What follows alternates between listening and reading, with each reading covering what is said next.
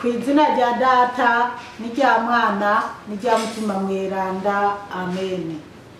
Bene wacu dusangira urugendo rugenda mu ijuru, ndabaramukije mu izina rya Yesu Kristo, nitugire Kristo. Dusabikanya ijambo ry'Imana riri muri Bibiliya mu gitabo ca Yakobo, cy'umutumwa Yakobo. Tuzirikana ku kigabane cyaho cya mbere, duhera ku karongo ka kabiri tugeze ku karongo ka 12. Ijambo ry'umutwe twisunga riravuga ngo akamaro k'amagorwa. Bene wacu, nimwakirane akanyamuneza ibibagenza byose, igihe bishaka kubagwa ko mu buryo bwinshi. Mumenye yuko ibigeramiye ukwemera kwanyu bibatera kwimanganya, ariko ubwo bwimanganyi bubatuma gukora igikorwa gishemeye, kugira ngo mube abantu babushitse kandi buzuye, batagira amahinyu no mu kantu na gatoya. Nihagira muri mwebwe ukeneye ubwitonzi n'ubusabe, nihagira muri mwebwe ukeneye ubwitonzi na busabe, Imana igabira bose yitonze kandi atawe ikankamira, nawe ntazobura kuburonka. Ariko nasabe yemera ataco akekeranya, kuko ukekeranya ameze nk'ibisebuzi by'ikiyaga umuyaga ucurika ucurura. Uwo muntu ntiyibwire ko hari ico umukama azomuha, kuko ari umuntu w'imitima ibiri, ahindagurika mu nzira ziwe zose. Mwene wacu yicisha bugufi, nahimbagwe nuko Imana izomutera iteka. Umutunzi nawe ahimbagwe mu kwicisha bugufi kwiwe, kuko azozimangana nk'amashugwe yo mu ishamba. Nkako izuba rirarasa rigaturira rikumisha ibyatsi, amashugwe yabyo agahunguruka, ubwiza bwayo bukaba buheze. Uko niko umutunzi azoyaga mu ngendo ziwe. Hahiriwe umuntu yiyumanganya mu bimugenza, kuko niyamara gushimwa azoronka urugori rw'ubuzima umukama yemereye abamukunda. Bene wacu muri Kristo Yesu, iri ni jambo ry'Imana. Dushimiye Imana. Aleluya, amen. Aleluya, aleluya, amen, amen. Bana b'Imana, uno munsi canke se muri iyi ndwi tuzosabikanya ijambo ry'Imana riri mu gitabo ca Yakobo. Rero ijambo ry'umutwe tugiye kwisunga riravuga ngo akamaro k'amagorwa. Akamaro k'amagorwa. Umutumwa Yakobo yabanye na Yesu Kristo. Yesu amaze kuja mu ijuru yarabonye amagorwa, niyo mpamvu adusigurira amagorwa, akamaro kayo. Ndazi neza ko ari n'umuntu yokumva akamaro k'amagorwa. Hari igihe nigeze kwandika ijambo kuri YouTube, hanyuma ryari ijambo ry'umutwe nyene ryo muri Bibiliya. Undi muntu rero acarambaza impamvu, ndamubwira nti urugurura wumvirize neza byose. Acabona iyo nari nakuye iryo jambo, kuko nari narikuyemo muri icyo gisomwa nyene. Rero hari n'ubundi yobona nanditse akamaro k'amagorwa, akibaza amagorwa yo yayazanye mu biki. Tugomba kumenya icyo ari cyo cyose. Rero akarongo ka kabiri karavuga ngo ushaka gutangura neza iki gitabo wosoma n'akarongo ka mbere. Aka kabiri karavuga ngo bene wacu nimwakirana akanyamuneza ibibagenza byose, igihe bishaka kubagwa ko mu buryo bwishi. Yakobo aravuga ngo bene wacu nawe ni mwene wanyu, ni twese turabavukanyi. Na Yakobo ibi yarabitwandikiye twese turi bene wabo. Aravuga rero ngo twakirize akanyamuneza, bene wacu nimwakirane akanyamuneza ibibagenza byose igihe bishaka kubagwa ko mu buryo bwishi.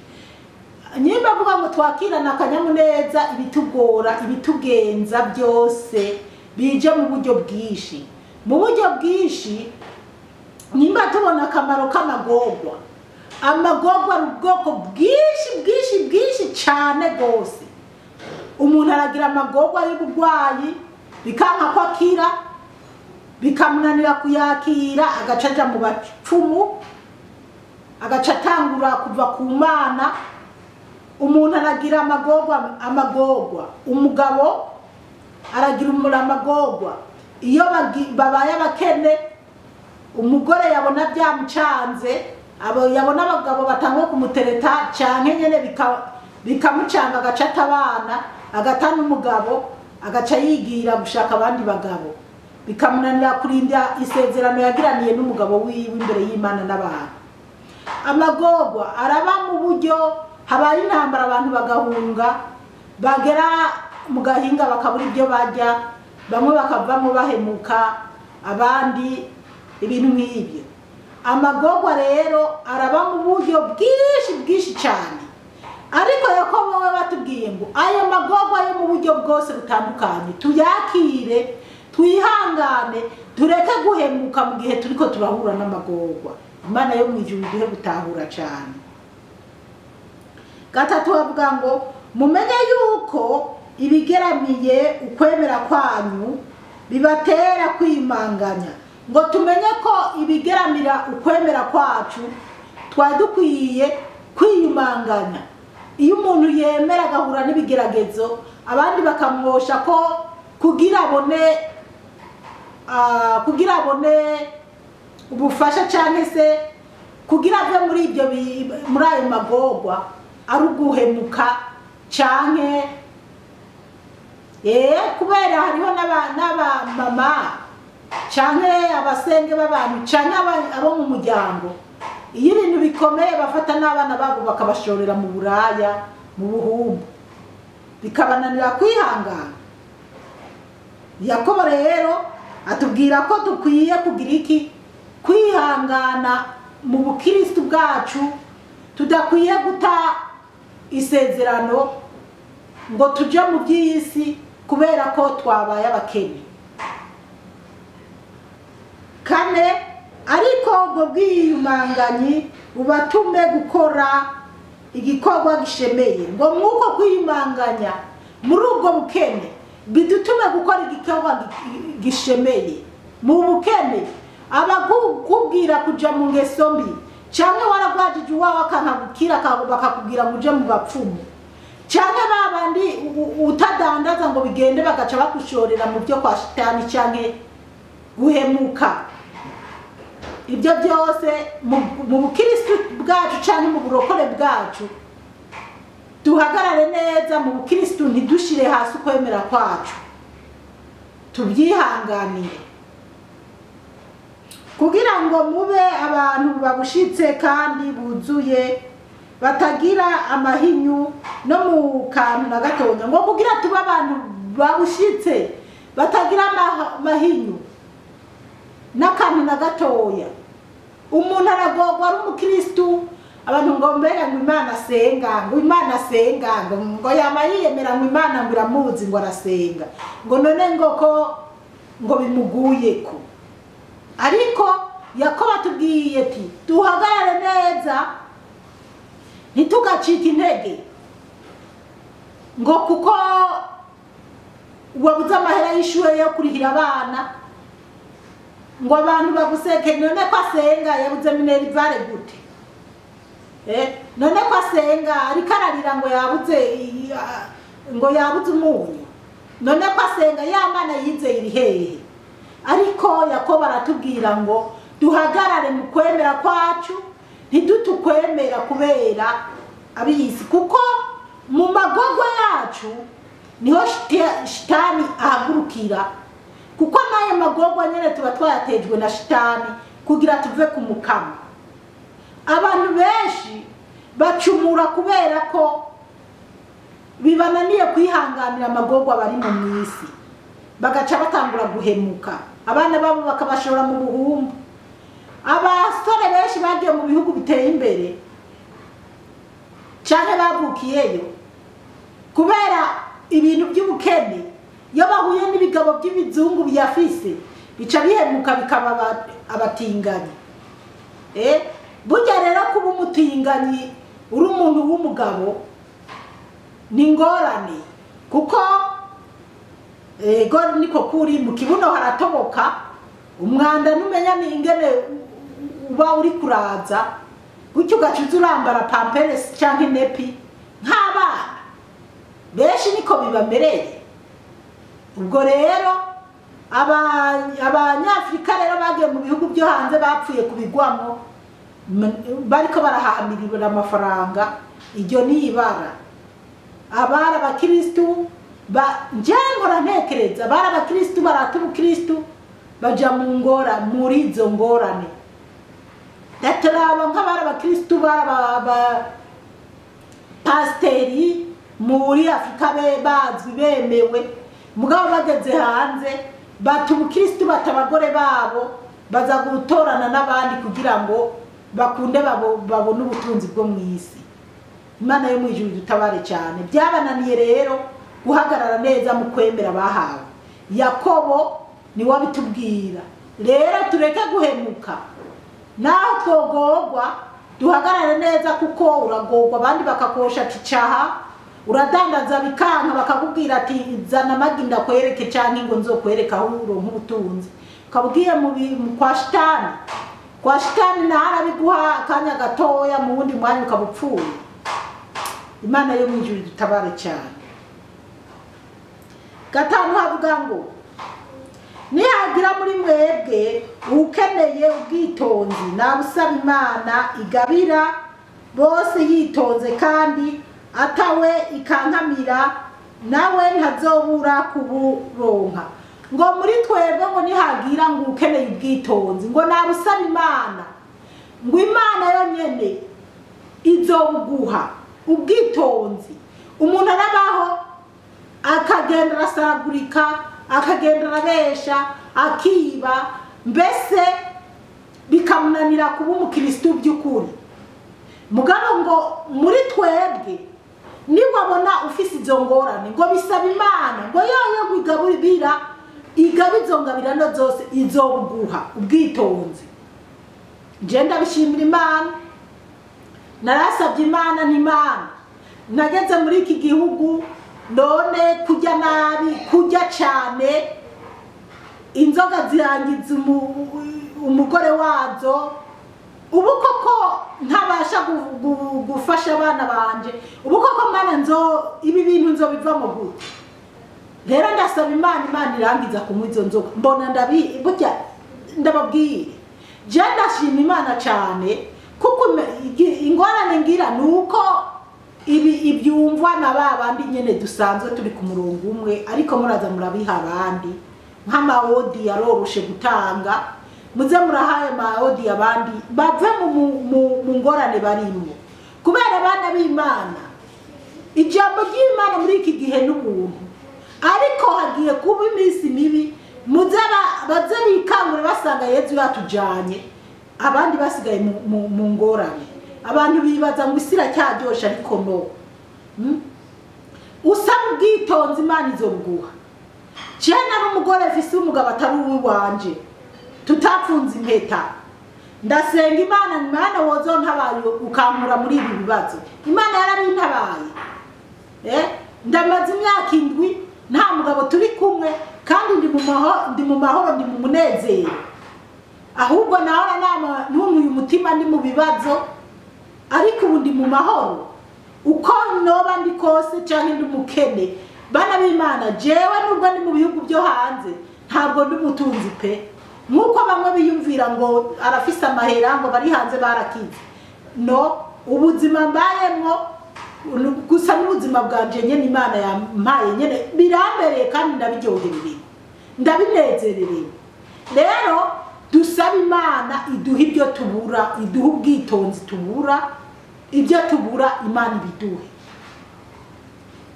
Turabandanya 8 havuga ngo ariko ni 6 ariko nasabe yemera ataco akekeranya kuko ukekeranya ameze nk'ibisebuzi by'ikiyaga umuyaga ucurika ucurura. Ngo asabe adakekeranya kuko gukekeranya abameze ngo nk'ibisebuzi by'ikiyaga. Ikiyaga mwese murakizi cyangwa uruzi. Ikiyaga kubita kikajaha cyangwa kikaja hariya. Rero ntabwo uzoja imbere y'Imana uri kurasaba udafise aho uhagaze by'ukuri, atakwemera nyene kubereye ufise ngo Imana ikumve. Oya, senga Imana bivuye mu mutima, usaba Imana itushaka cyose bikuye mu mutima. Imana iri tayari kukugirira neza. Ariko kugenda n'ibishobisho, ibaze nko kubona n'umuntu abantu bamwe bagenda gusaba Imana kwica umuntu, kwiba. Mana woma nkiba, Mana woma idiri ngiyemo nkayishobora, ugiye guteranya wari ku kazi keza cyangwa umugabo n'umugore ukagenda usaba Imana ngo iyo bigenda neza. Ibyo Imana nibyumva, ni wabona binakuhiriye bikakunda, uzumenye ati ni shitani yabifashije. Ahubwo mwene uwo muntu no muhanura, namwumvishe no muhanura ati genda uvuga ati Satani fasja nico mujya muntu cyane ngo ringere kuri ibi, kubera ntabwo Imana wogenda uyisaba ati Imana ndagusabye nice. Oya, ahubwo Imana woyisaba ukavuga uti Imana ko hariya bariko baranyosha ngo nkorere nabi Zipora, umfasha umutima wo kureka kwiyumvira gukorera ikibi Zipora canke undi muntu runaka. Imana irabigushoboza. Ukagenda usaba Imana ati Imana ndakwinginze fasha jewe ndabe ko noheba kunywa inzoga, kuko kunywa inzoga bibangamiye ubuzima bwanje. Imana irabigufasha. Saba Imana ati Imana umugabo wanje ndi kumuca inyuma, jewe fasha kuva muri ibi bintu. Imana irabigusoboza. Saba Imana bivuye mu mutima, Imana irakumva kandi yihuta kugutabara. Turabandanya 8 kuko ari umuntu w'imitima ibiri ahindagurika mu nzira ziwe zose. Umuntu ngo w'imitima ibiri urumva ahindagurika mu nzira ziwe zose, niwe ameze nka cya kiyaga batubwiye kijana hakijana. Uwo rero w'imitima ibiri, umutima umuri kwa Satani, uwundi mutima uri ku Mana. Ntabwo Imana yomwumva kuko sumwizigirwa, ibyo avuga nibiva mu mutima, ahubwo aba yumva wewe yishakira kugendana n'ibyisi cyangwa ibyo kwa Shitani. Imana yo mwijuru iduhe gutahura cyane. 9 aravuga ngo mwene wacu yicisha bugufi nahimbagwe nuko Imana izomutera iteka. Ngo umuntu wese yicishije bugufi mu magorwa yiwe akiyakira, mbese akaba yicishije bugufi, ngo ahimbagwe nuko Imana izomutera iteka. Haleluya, amen. Haranira icyo gitsibo. 10 umutunzi nawe ahimbagwe mu kwicisha bugufi kwiwe, kuko azozimangana nk'amashugwe yo mu ishamba. Ngo n'umutunzi niyicishe bugufi ahimbagwe mu kwicisha bugufi kwiwe, kuko niyicisha bugufi azoronka impera Imana yemereye abicisha bugufi. Ariko uyu mutunzi ni yitwara nk'uko abatunzi kenshi bo mu isi bitwara, ngo azozimangana nk'amashugwe. Amashugwe murabizi yera mu gitondo, aba yasambuye neza, mugabo ku mugoroba abazimanganye. Rero ni umutunzi, n'umutunzi yirata, kandi hari n'abantu batanatunze wanashaka mugabo bikabananira kwihangana no kwifu, ariko gusa badubwira umutunzi.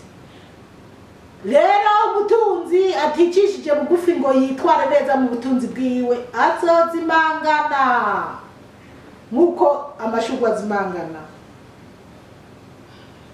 11 nkako izuba rirarasa rigaturira rikumisha ibyatsi, amashurwe yabyo agahunguruka, ubwiza bwayo bukaba buheze. Ngo amashurwe izuba riraka rigaturira rikumisha ubwatsi, amashurwe nayo agahunguruka, ubwiza bwayo buba buheze. Ibyo onyi kabisa, izi nyigisho ziraryoshe, zirabereye, zirumvikana. Amashurwe yayangitse abari meza, mugabo izuba riyaturiye abazimanganye. Ngo n'umutunzi nuko bizomugendera, uko niko umutunzi azoyonga mu ngendo ziwe. Noneho birasobanutse ngo niko umutunzi bizomugendera mu ngendo ziwe, ngo niko azoyonga nkajya amashurwe. Rero nawe utagitunze ntuhave urara muvuge ngo biraba abatunzi. Oya, burya nta muntu n'umwe adafise icyo atunze. Nta n'umwe adafise icyo atunze. Nimba utanatunze ubutunzi nk'ubwo abandi barata, shima Imana ko yaguhaye umutima, ubwenge n'amaso yo kubibona, kuko turazi neza ko hariho abatabona bumva gusa ntibabone ayo mashurwe uko Bibiliya iriko irabitubwira. Shima Imana rero ko Imana yaguhaye amaso yo kubona, ukamenya ibyayo mashurwe nyene azimangana mu mwanya mutoya, ukabona nabo batunzi, ukabona nawe urugero wo kwishiramo. Kuko niyamara uko 12 havuga ngo hahiriwe umuntu yiyumanganya, ngo hahiriwe umuntu yiyumanganya mu bimugerageza. Umuntu yiyumanganya mu magorwa, mu bimugerageza, haba mu nzara, haba mu bukene, haba mu bamutuka, haba mu bamutoteza. Kuko niyamara gushima, ngo kuko Imana niyamara kumushima, azoronka urugori rw'ubuzima umukama yemereye abamukunda. Haleluya, amen. Ngo uwo muntu yiyumanganya mu bimugora, uwo muntu yiyumanganya ashonje, uyo muntu adahemukira bagenzi biwe cyangwa ngo ahemuke, uwo muntu yizeye Imana adahemukira Imana, ngo niyamara gushimwa ngo azohabwa igitsibo, azokwambikwa urugori. Bibiliya nikitubwira niyamara gushimwa azoronka urugori rw'ubuzima umukama yemereye abamukunda. Ngo urugori rw'ubuzima butazoshira mu ijuru, ngo umukama Imana yemereye abamukunda. Aleluya, amen. Nanje zipora ndimo ndakwifuriza rero kwizera umukama kugira azoduhana urugori, kubera ibyo Satani rikiraha abantu bo mu isi bakabiryohererwa mu myaka mikeya bafise musi y'ijana, bizohera biriko birahera. Mugabo tweho tuzonezerwa umukama adushime twamaze kuva mu isi. Umukama yadushimye aduha urugori yatwemereye abamwizeye bose. Ndakwipfuriza rero kuzohabwa urugori, nanje ndimo. Umukama Imana bahezagire cyane, mwarahezagiwe n'Imana. Ku izina rya Data, rya Mwana, rya Mutima Mweranda, amen.